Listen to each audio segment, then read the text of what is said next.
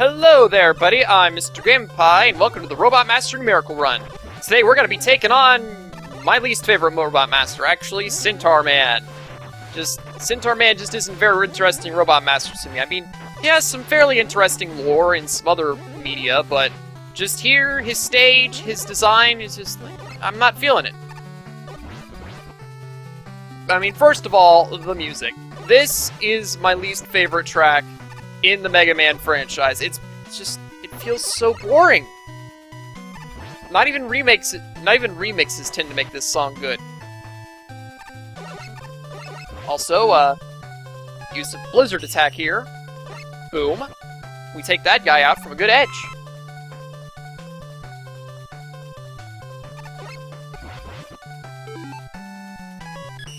And then there's a Centaur Man himself, who I have some issues with him, but we'll get to him whenever we get closer to his battle.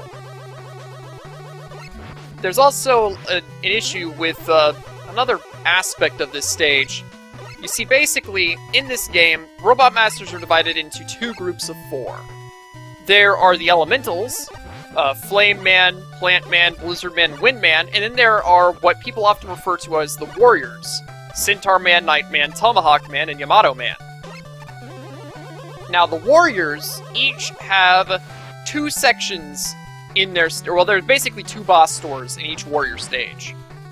One will hold the real Robot Master, and defeating them will give you a beat part. The other is essentially a fake version of that Robot Master that gives you nothing of significance. This part is always just chaotic.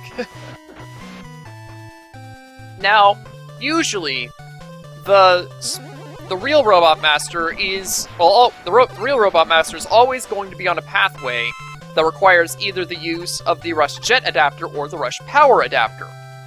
Now, these pathways are usually very different from the regular ones, very much separate. And usually they're pretty interesting, but Centaur Man's is not. Let's just put it that way. Whenever you see what it is, you will be vastly underwhelmed.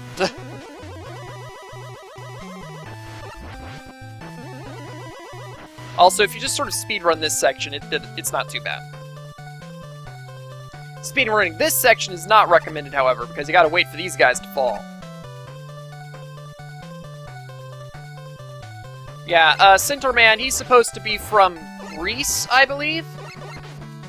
And, you know, Gaijin Gooba has a very good video on explaining what the heck is up with this thing. It's supposed to be Atlantis, basically.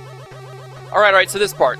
Alright, so you see, there's that boss door over there. You need the Rush Jet Adapter to reach it. Just fly over there. Jump down here, and it's the regular Centaur Man. Or, well, the one that you don't get the beat part from. Yeah, that's underwhelming. And then there's Centaur Man himself. Okay, so you see, basically, Centaur Man's weapon is the Centaur Flash, and it is the screen clear move of this game. Centaur Man's version of the Centaur Flash is a time stop. That is terrible gameplay design. We've already had time-stopping Robot Masters, and if he's not going to give you a time-stopping weapon, then he shouldn't stop time. Don't do that. That is very bad gameplay design. Because that's kind of the point of having the Robot Masters give you the Robot Master weapons, is that it shows you, essentially, how to use their weapon of choice. But then, you don't have him use his weapon of choice. There are people out there that didn't figure out what the heck Centaur Flash did. It's like, oh hey, yeah, I can't get Centaur Flash to do anything. Well, it's because it's the screen clearing move that does, like, no damage to big enemies. And I mean, I guess if time-stopping weapons hadn't already existed in the Mega Man series, it wouldn't be so bad. But no, there's been at least two time-stopping weapons already. At least 2. There might have been more? No, I'm pretty sure that Flash Stopper and Time Stopper are the only ones at this point in the series.